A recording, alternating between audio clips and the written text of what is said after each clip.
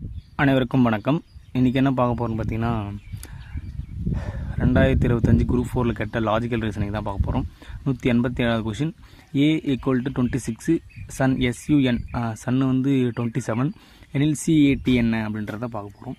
சரி, ஓகே, வாங்க இதோட எக்ஸ்ப்ளனேஷன் பார்ப்போம்.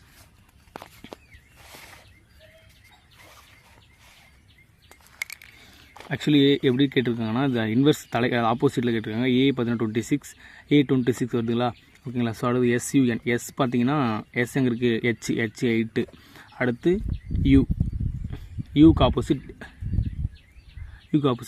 6, ஓகேங்களா. அடுத்து Nக்கு ஆப்போசிட் 13, ஸோ இப்போ கூட்டிங்கன்னா 27 வருதுங்களா.